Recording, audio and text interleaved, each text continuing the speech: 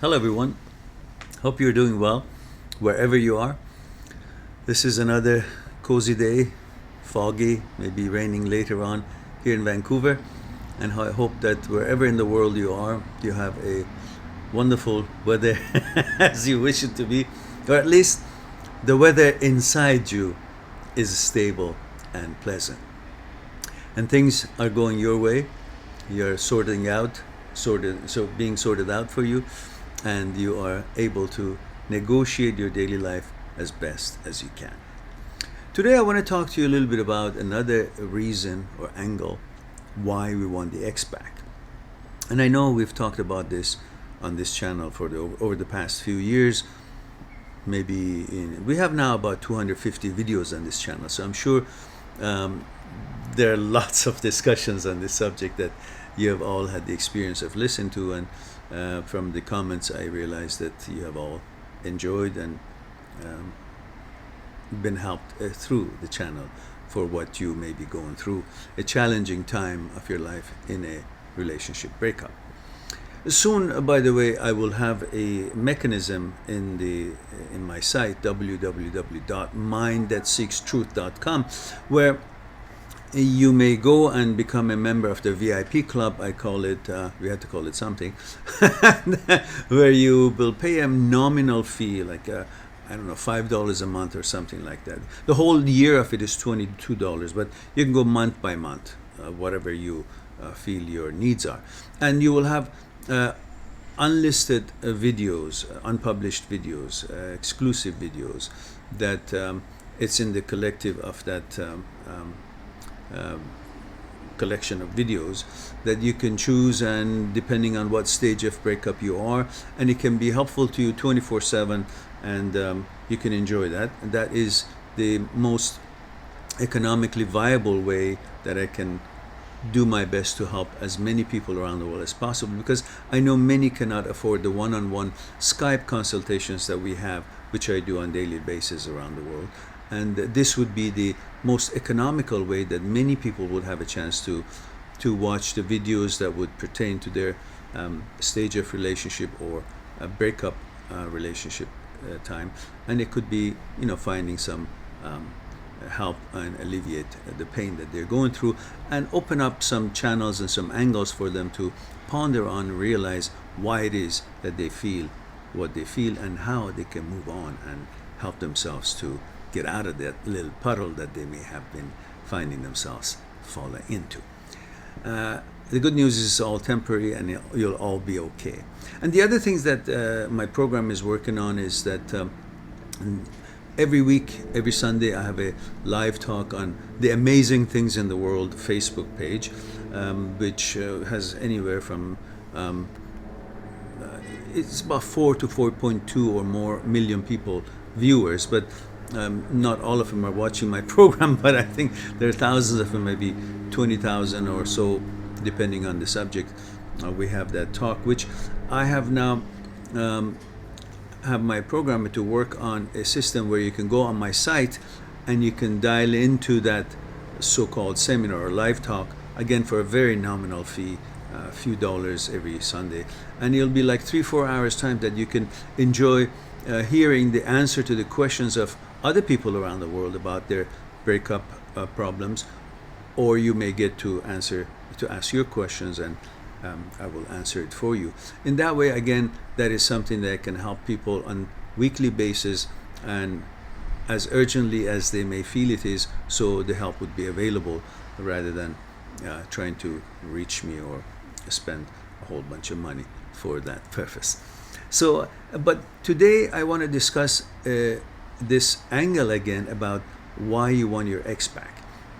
And for that, I want to go a little bit further in our childhood and how our societies have been set out, and how the effect of the civilized way, which is we all find it the best way to go about life, has also been misunderstood in a way in our own psyche, and we see if we could use that analogy or understanding to help us not to feel so left out when a breakup happens.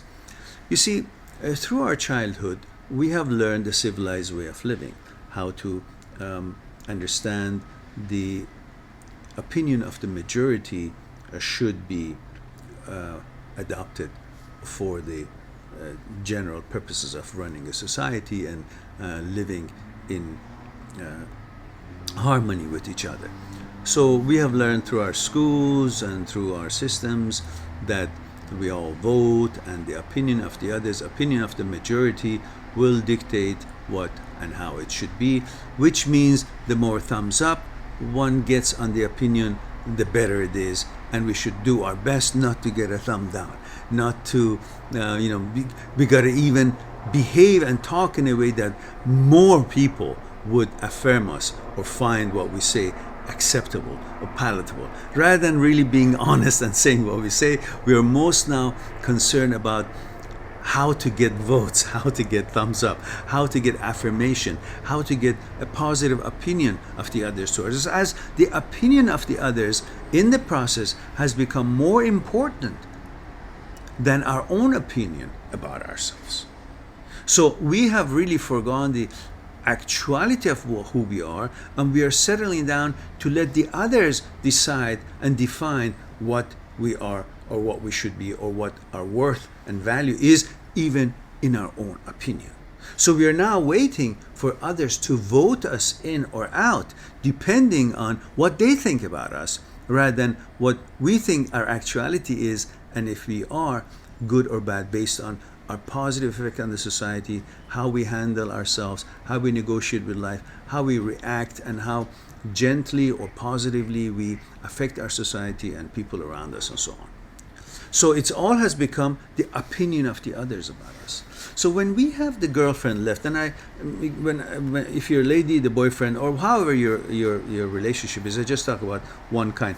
When the girlfriend leaves, we, under that whole conditioning of what we just talked about, think, oh, we lost a vote.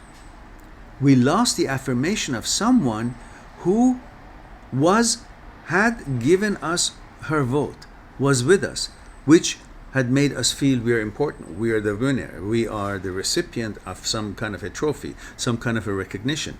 Now that she has, for some reason, changed her mind or left and is not with us anymore, we consider that a vote down. And because voting and this who thinks what of us has become more important than actually what we are, we pursue that and we feel, oh, we miss it. We must have the ex back. Why? Because it's not that the ex was so wonderful, because if he was, he wouldn't break up. It's because we want the vote back. We feel left out without the vote.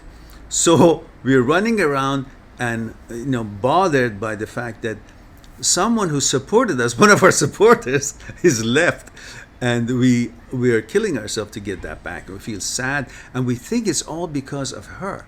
It's all because of we love her or we want her. Well, we've discussed about many reasons why we want the ex back, but today we're talking about this particular angle. And we think it's all because of her, but we don't realize that it's not just all that.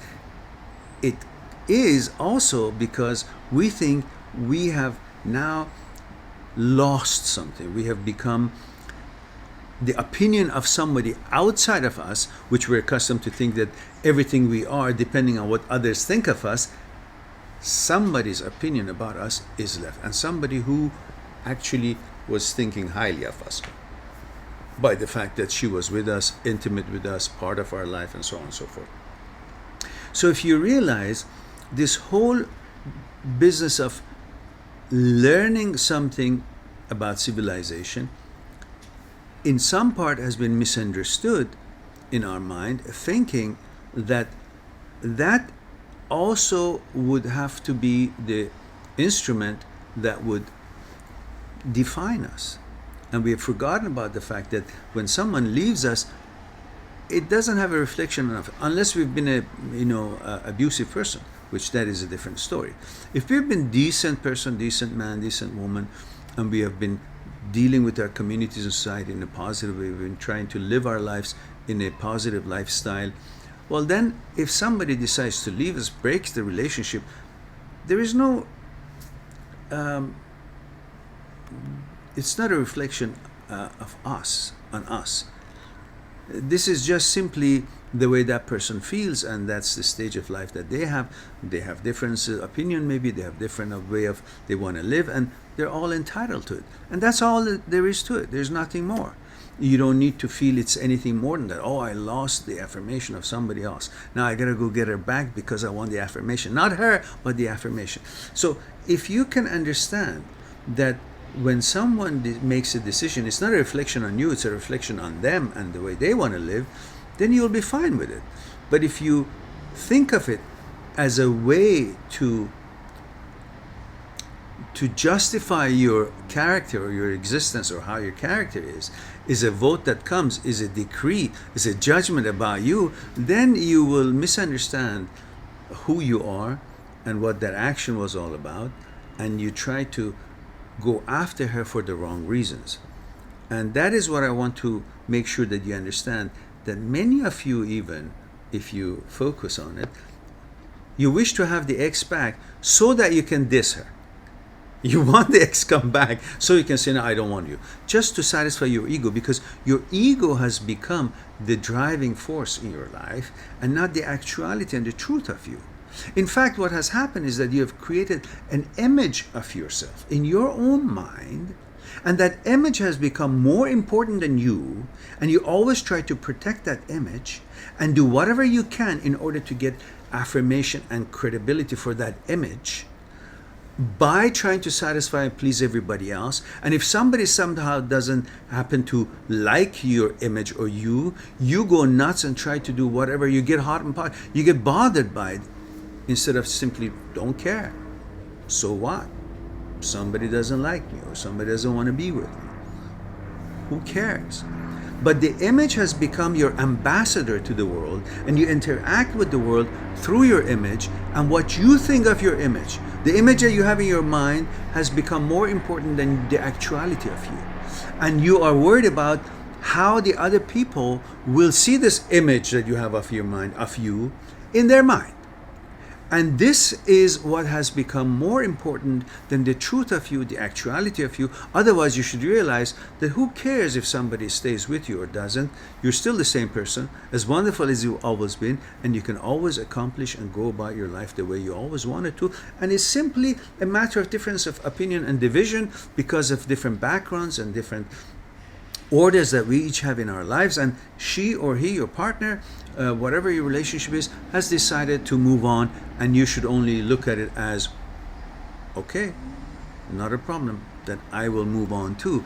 And it's not about trying to get that one vote back, one affirmation, one judgment, so you will feel good about yourself, because you're conditioned to think that whatever you are, it's dependent on the opinion of the others about you. It's not always supposed to be that case. As long as you're good and decent, then it doesn't matter what the other people want to be with you, what they think of you, what their opinion of the others from outside is about you. What is really important is the truth of you, the actuality of you, the opinion of you about your decency and how you affect your community and society and friends in a positive manner, and how you negotiate life in a positive manner. If you think about this and focus on this, then you will realize a severance of a relationship being severed is nothing but a division in opinion and in taste and the ways that you want to continue this journey of life. That's all. It's not a reflection on you. It's just a reflection of that person who simply wanted to have a different way of living, or a different person and different path. And that's their right, as it is your right to continue on your life and think of yourself as wonderful as you've always been, and is not dependent on the opinion of the others about you. And it's not about the vote and the majority of vote. The more vote you have, the more people like you, the better person you are. If that was the case, many of the disaster leaders in the world who were not good and they were negative to the world should have meant that they're good people. Just because many people vote for you doesn't mean that you're a good person. You're a good person if you are, and you're not if you aren't. It's not supposed to be dependent on the opinion of the others or the majority about you. It's about the truth and the fact of who you are and how you affect your friends, your family, your community in a positive way, and live your life in a positive manner. Hope that was something for you to think about, and I hope that you'll have a wonderful day or evening, and I will talk to you later.